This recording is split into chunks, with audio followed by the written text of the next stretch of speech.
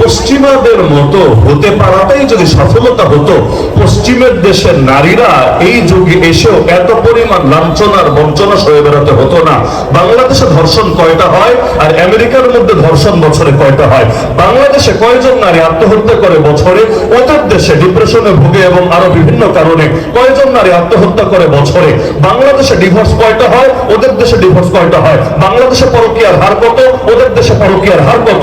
এভাবে একটা একটা করে পরিসংখ্যান বের করেন না, আমি গ্যারান্টি দিয়ে বলতে পারবো ওই সমস্ত কমিশন এবং আরো বিভিন্ন লোকেরা আপনাদেরকে যেই পশ্চিমাদের আদরে বলতে চায়, ওই রকম পশ্চিমাদের মতো হলে আপনাদের জীবন এক টুকরা জান্নাত হবে না, এক টুকরা জাহান্নামে পরিণত হবে। সুতরাং আপনাদেরকে হতে হবে আম্মাজান আয়েশার মতো, আম্মাজান খাদিজার মতো, ইনশাআল্লাহ। দেখবেন এই দুনিয়ার বুকে আপনাদের জীবন এক টুকরা জান্নাতে পরিণত হবে ইনশাআল্লাহ। পাশাপাশি দ্বিতীয় বার্তাটা থাকবে, শিয়াল যদি মুরগির স্বাধীনতার পক্ষে বেশি কথা বলতে শুরু করে, মুরগির বুঝে নেওয়া উচিত ডাল মে কুছ কালা হ্যায়। শিয়াল যদি মুরগিকে বোঝায়, দেখ তুই একটা স্বাধীন সত্তা, তোর মনিব তোকে কত ভাবে বঞ্চিত করে, সন্ধ্যা হলেই তোকে নিয়ে ঘরের মধ্যে আবদ্ধ করে রাখে, আবার খোয়ার থেকে সেই সকালে তার ইচ্ছা যখন হয় তখন তোকে ছাড়ে। তুই একজন স্বাধীন, কিন্তু তোকে কিভাবে বানিয়ে রেখেছে পরাধীন। এক কাজ কর, মনিবদের বিরুদ্ধে আন্দোলন কর। এখন যদি শিয়ালের উস্কানি শুনে মুরগিরা খেপে গিয়ে আন্দোলন শুরু করে, থাকবো না কো বদ্ধ ঘরে, দেখবো এবার জগৎটাকে। এখন ওদের আন্দোলনে মনে কষ্ট পেয়ে মনের যদি চিন্তা করে, যার জন্য করি চুরি সেই বলে চোর, ঠিক আছে যা, তোদেরকে ছেড়ে দিলাম, তোরা এবার শিয়ালের সঙ্গে গিয়ে স্বাধীনভাবে লাইফটারে এনজয় কর, তোর তারুণ্য তোর যৌবনকে উপভোগ কর। এভাবে যদি মনিব সিদ্ধান্ত নিয়েই নেয়, দিন শেষে লাভ কি মুরগির হবে না শিয়ালের হবে? আজকাল কিছু মানুষ নারীদেরকে বাস্তবে চায় ব্যবহার করতে, কিন্তু এই ব্যবহারের ক্ষেত্রে সামাজিকতার কারণে বিভিন্ন বাধা নিয়মিত ভাবে তারা ফেস করতে চায়। এজন্য তারা চায় এই ট্যাবুটাকে ভেঙে দিতে এবং নারীদেরকে দিয়ে নিজেদের ফায়দাগুলো আনতে। এই যে বেশ্যা যারা করে, মানে বেশ্যাবৃত্তি করে, এদেরকে শ্রমিক হিসেবে স্বীকৃতি চাচ্ছে। যদি একবার তাদেরকে শ্রম আইনের অধীনে আনা যায় এবং শ্রমিক হিসেবে স্বীকৃতি দেওয়া যায়, পুরো সমাজটাই তো ধীরে ধীরে জানোয়ারের সমাজে পরিণত হবে।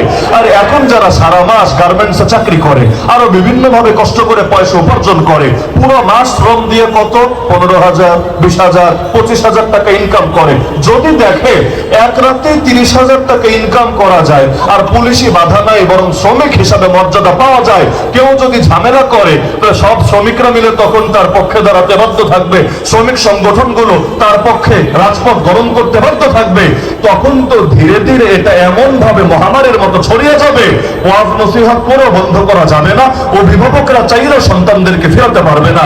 কলেজ ভার্সিটিতে যারা পড়ে, এখন যেভাবে টিউশনি করে, টিউশনি ওই সময় তো মাসে মাসে সার্ভিস দেওয়া শুরু করবে, এটা ভেবে পুরো মাস টিউশনি করে 5,000, 10,000 টাকা পাওয়া যাবে, তাহলে মাসে 2-1 দিন মেহনত করলে, 2-4 ঘন্টা মেহনত করলে যদি এর চাইতে বেশি পাওয়া যায়, তাহলে তখন তো অনেকেই ভিন্ন চিন্তা করতে পারে। তাহলে ওই সময় যতই ওয়াজ করেন, যতই খানকা খোলেন, যতই তাবলীগ করেন, লাভ হবে না। সুতরাং সময়ের কাজ সময়ে করতে হবে, অসময়ে করলে কাজ হবে না। সরকার যদি এই নারী নীতিকে আসলে বাস্তবায়ন করতে চায়, প্রয়োজনে আবার রাজপথে নেমে পুরো বাংলাদেশকে অবরুদ্ধ করে দিতে হবে, কিন্তু কিছুতেই বাস্তবায়িত হতে দেওয়া যাবে না।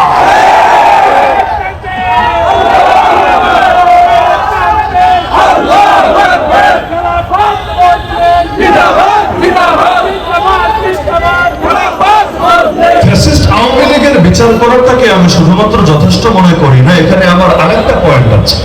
আওয়ামী লীগ যে জুলুম করলো, সেই জুলুমের পক্ষে ন্যারেটিভ কারা দাঁড় করিয়েছিল, বয়ান কারা তৈরি করেছিল, জাতির মগজ ধরেই কারা করেছিল, আপনি একবার চিন্তা করেন। এই রাজাকার মামলা দিয়েও কিন্তু কোন কোন নিরীহ অসহায় নিরপরাধ মানুষকে হত্যা করে ফেলা হয়েছিল, পুরো বাংলাদেশে সাক্ষী আছে। কিন্তু এই পরিস্থিতি একদিনে তৈরি হয় নাই।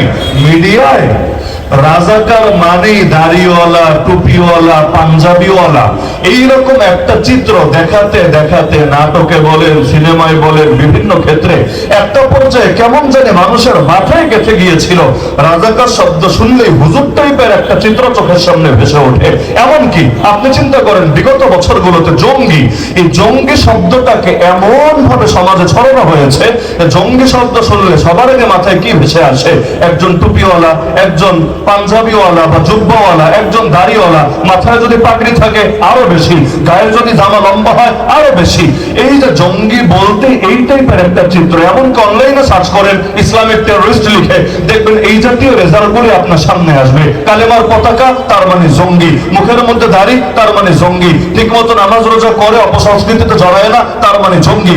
এমনকি আমরা দেখেছি পুলিশের পক্ষ থেকে পর্যন্ত বিজ্ঞাপন দেওয়া হতো টেলিভিশন গুলোতে, যে ছেলেটা আগে হারাম রিলেশনে ছিল, গান বাজনা করতো, নারীর সাথে ফুর্তি করত, হঠাৎ করে সব ছেড়ে ইসলাম প্র্যাকটিস করা শুরু করলো। কয়েকদিন পর তাকে দেখা গেল সে বোম ফুটাতে গিয়েছে, পুলিশের হাতে ধরা খেয়েছে। এই যে জঙ্গি আর ধার্মিক মানুষ একটাকে আরেকটার পরিপূরক বানিয়ে দেওয়া হয়েছে, এটা কিন্তু একদিনে হয় নাই। তা আওয়ামী লীগ জুলুম করেছে, এটা দেখলেই হবে না। ওই জুলুমের পক্ষে মগজ ধরাই কারা করেছে, ফাউন্ডেশন কার রচনা করেছে, বয়ান আর ন্যারেটিভ কারা তৈরি করেছে, এটা দেখতে হবে।